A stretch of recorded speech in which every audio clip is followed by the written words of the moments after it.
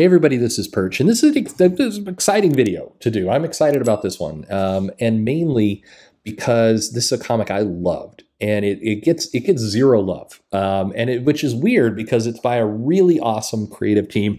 This is Wolverine: The Jungle Adventure, and this is Walt Simonson doing the writing and Mike Mignola doing the art. And it's a really important book. And depending on how you look, it was published in 89 or 90.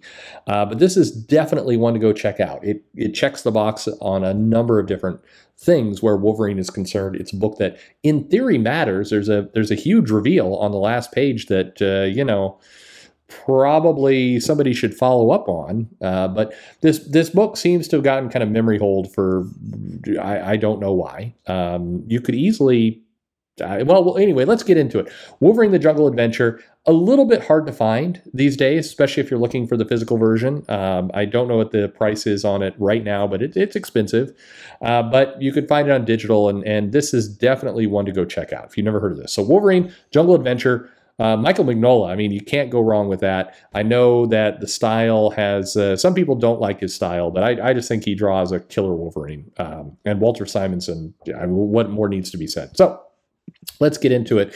Basically, the story opens, you've got, classic kind of caveman. He's going to tell the story about this man who dropped from the sky and, saved the tribe. And of course, this man is Wolverine. So our book opens, you've got these caveman, savage land characters here, and they're worshiping a lighter, a cigarette lighter. And suddenly there is a noise from the heavens, and a plane kind of flies in, and Wolverine shows up. And he's dressed in kind of Indiana Jones wear. This is also a cool time where it's just good Wolverine. And he grabs the lighter, and it says "To Logan" from Nick Fury from S.H.I.E.L.D. And he uses it to light a good old cigar, so that's good. And it's a great way to introduce Wolverine. The storytelling is just beautiful in this. But anyway, he says that I've been looking for this, the drop from the sky, and just he's kind of settling in. He's retrieved his lighter. What he's doing flying to the savage land to get his lighter, nobody knows, but that's okay. He's confronted by one of the warriors of the tribe, who is like, the gods couldn't be short, you're not a god. And they get involved in this brutal kind of fist fight. And Wolverine knows, for example, he can always pop his claws and just murder the person straight out, but instead, he wants to kind of be respectful to the tribe. So he engages in a nice fist fight. In relatively short order, because it is Wolverine. He wins, he knocks the person out, and he goes and kind of hangs out in the cave. He's looking for some answers. There's some strange things that he's found. We're going to find out more about that later. But anyway, the warrior, Gok, shows up, and Gok takes off the little helmet and kind of strips down a little bit. And it's a woman who is, basically goes kind of bare-breasted, right to Wolverine. And we get this wonderful, Wolverine's like, well, yo ho ho and blow the man down, darling. I think I just forgot my questions, because she's basically kind of staring him down topless here. So anyway, she basically is like, well, if you're not a god, who are you? And he's like, he kind of goes into a little bit of the story of what brought him here, which is he was in New York. And again, we get very fashionable Wolverine. And he's, he gets this note that says, hey, I need your help behind the theater from Jean.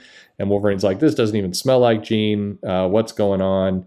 And some kind of cyborg, something or other, tries to kill him. So roasts the alleyway, burns it with fire.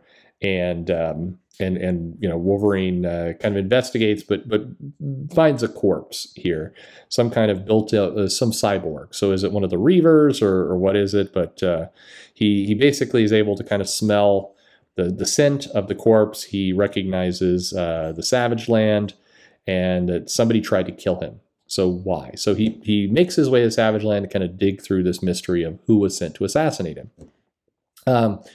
Anyway, the Gok, hears his story, doesn't really understand what he's saying, but no problem. She understands enough, and they have some good old steamy jungle sex there. And so Wolverine hangs out for a while with the tribe. He goes native. He goes for a loincloth. He hangs out. He's just trying to kind of investigate what's going on. He's noting that he's at peace with himself. He could get used to this life that, simple, rugged, no worries. He's able to kind of be himself. So as he's, as he attacks some kind of dinosaur there, kills it with his bare hands. He's celebrated by the tribe. He's making his way up as being worthy. And so this other woman in the tribe comes up and is like, hey, I'll do some decoration for you. And, the woman who he originally kind of slept with beats her out of the way. Like, she's mine, he's mine. So they have themselves a little celebration. And they announce that one of the major dinosaurs, a T-Rex, basically shows up. But it's not just a T-Rex, it's something more vicious, something more powerful than the dinosaurs are used to. So they send Wolverine off to basically go and take care of this. So the tribe doubts his godhood.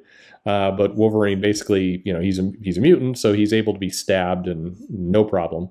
So he's like, I'll go take care of the giant T-Rex, and we'll show the honker of doom some vengeance. So they set some traps. He teaches the tribe kind of how to defend themselves.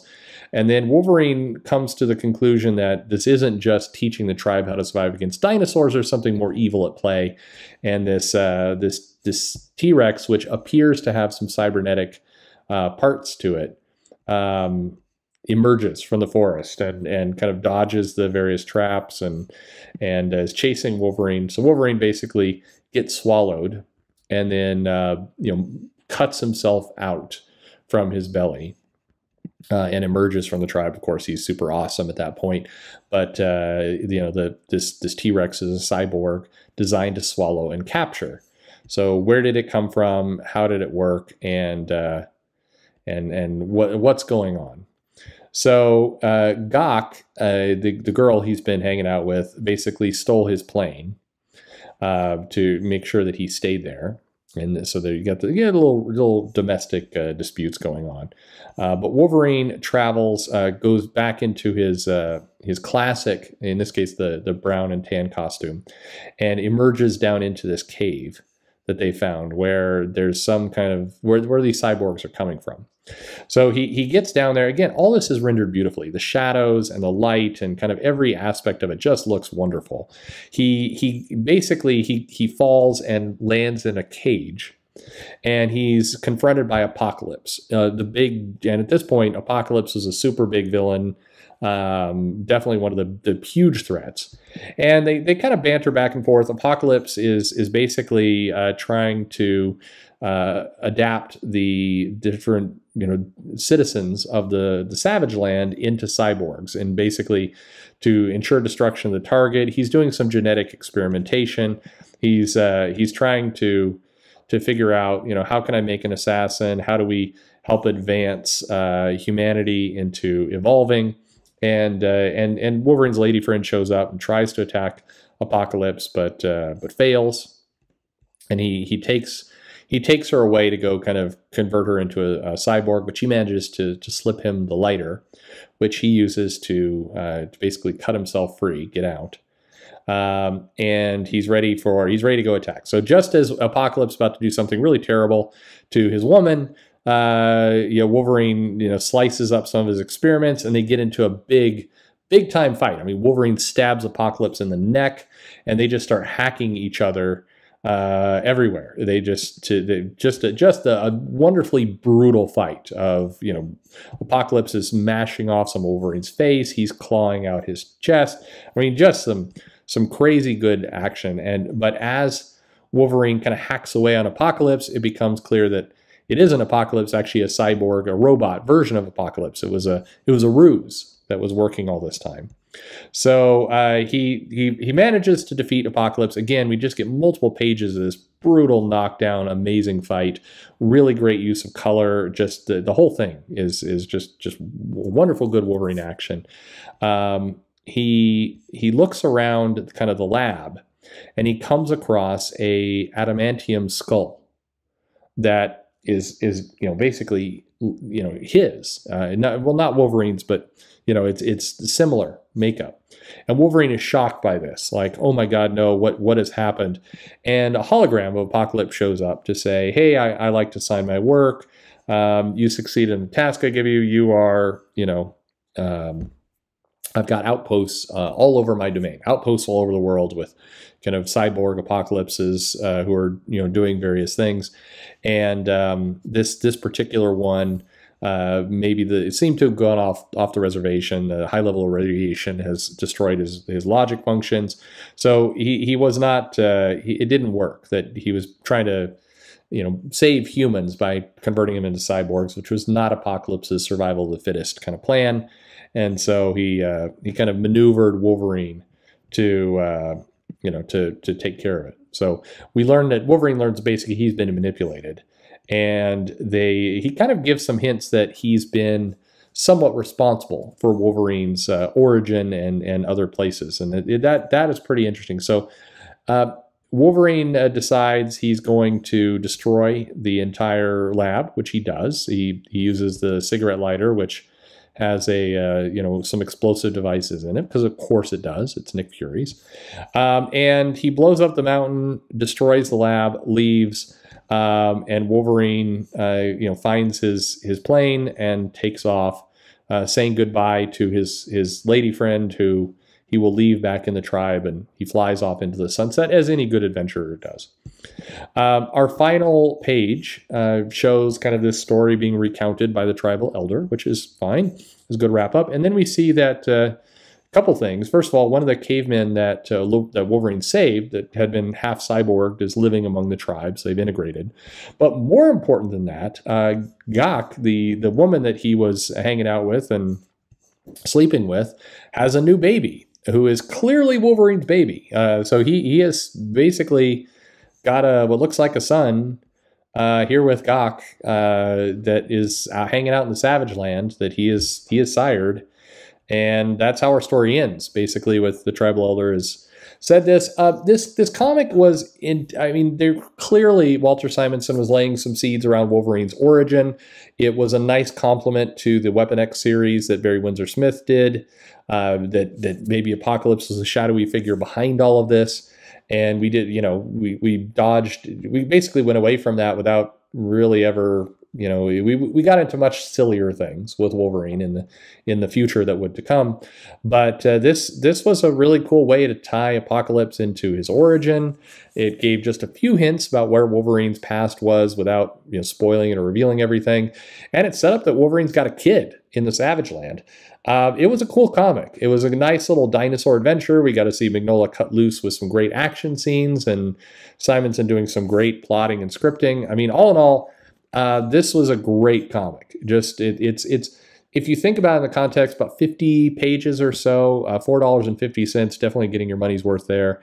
And it was like an annual in the sense of, this is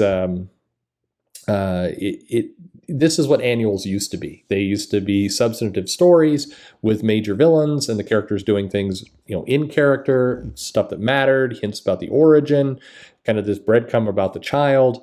This was a great comic. So go check it out. It's one that, again, not many people know. If you're seeing the pictures on the screen, some amazing visuals here. It's a great little comic. So yeah, check it out. Let me know what you think about this. Do you remember this comic? Is it, fond memories, bad memories? Are you one of those people who thinks that Mike Mignola can't draw Wolverine? You can try that too if you want, the comments below. But hey, most importantly, like and subscribe. Make sure you're still subscribed. A bunch of people got dumped off for reasons unknown. Thanks, YouTube. And most importantly, though, thanks for listening.